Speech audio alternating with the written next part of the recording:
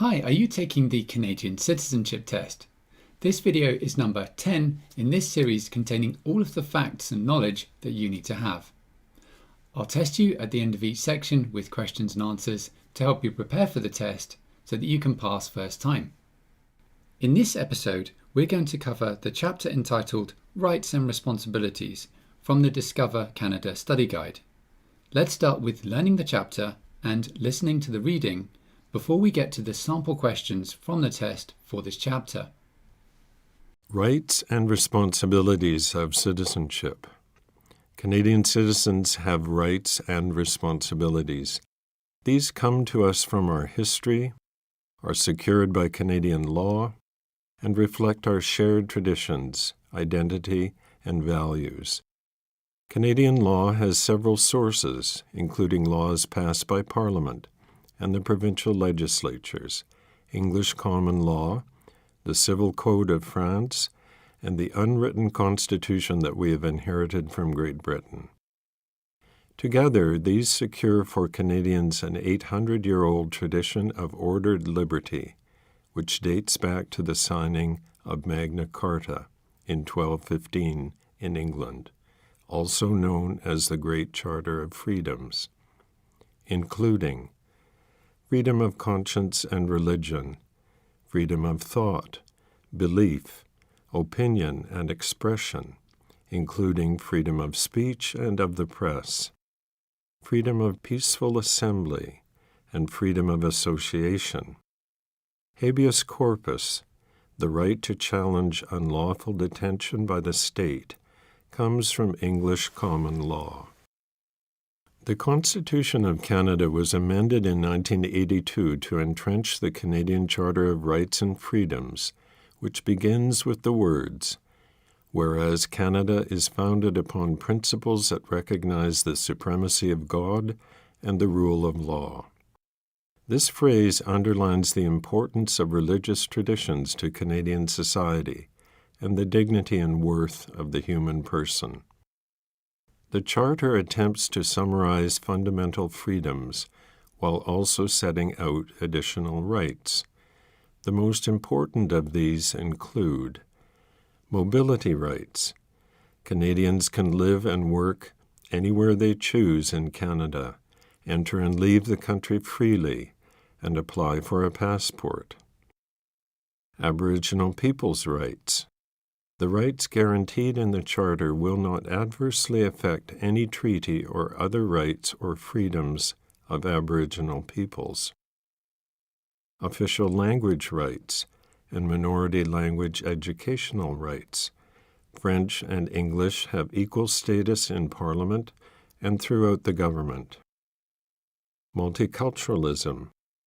A fundamental characteristic of the Canadian heritage and identity. Canadians celebrate the gift of one another's presence and work hard to respect pluralism and live in harmony. The equality of women and men. In Canada, men and women are equal under the law. Canada's openness and generosity do not extend to barbaric cultural practices that tolerate spousal abuse, honor killings, female genital mutilation, forced marriage, or other gender-based violence. Those guilty of these crimes are severely punished under Canada's criminal laws. Citizenship responsibilities. In Canada, rights come with responsibilities. These include obeying the law. One of Canada's founding principles is the rule of law. Individuals and governments are regulated by laws and not by arbitrary actions. No person or group is above the law. Taking responsibility for oneself and one's family, getting a job, taking care of one's family, and working hard in keeping with one's abilities are important Canadian values. Work contributes to personal dignity and self-respect, and to Canada's prosperity. Serving on a jury. When called to do so, you are legally required to serve. Serving on a jury is a privilege that makes the justice system work, as it depends on impartial juries made up of citizens. Voting in elections. The right to vote comes with a responsibility to vote in federal, provincial, or territorial and local elections. Helping others in the community. Millions of volunteers freely donate their time to help others without pay by helping people in need, assisting at your child's school, volunteering at a food bank or other charity, or encouraging newcomers to integrate. Volunteering is an excellent way to gain useful skills and develop friends and contacts. Protecting and enjoying our heritage and environment. Every citizen has a role to play in avoiding waste and pollution while protecting Canada's natural, cultural, and architectural heritage for future generations. Defending Canada. There is no compulsory military service in Canada. However, serving in the regular Canadian Forces, Navy, Army, and Air Force is a noble way to contribute to Canada and an excellent career choice.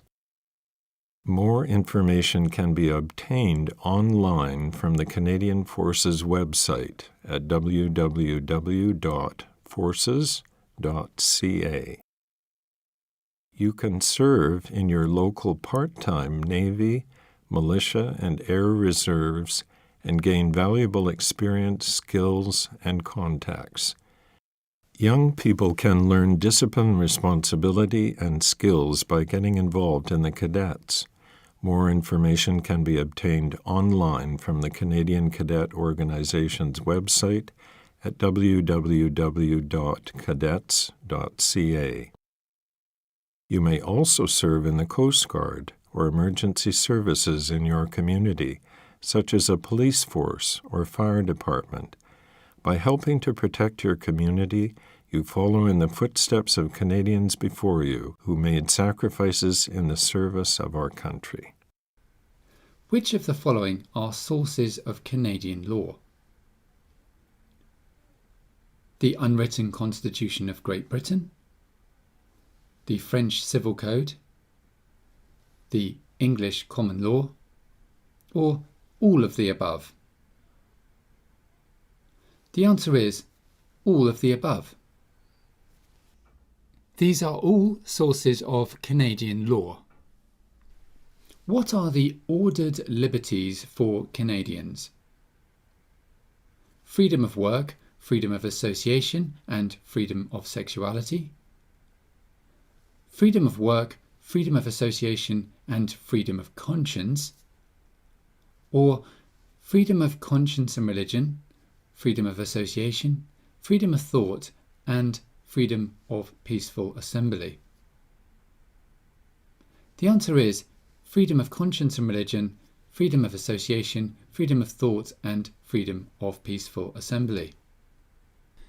The 800-year-old tradition of ordered liberty includes freedom of conscience and religion, freedom of association, freedom of thought, and freedom of peaceful assembly.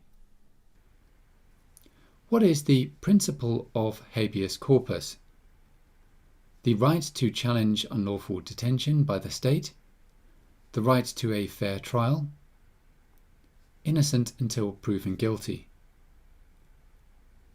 The answer is the right to challenge unlawful detention by the state. Habeas corpus is the right to challenge unlawful detention by the state. Well done for completing the course. I've produced some other material with practice tests that you may also find helpful. I just want to wish you the very best of luck in passing the test and for the future. Bye for now.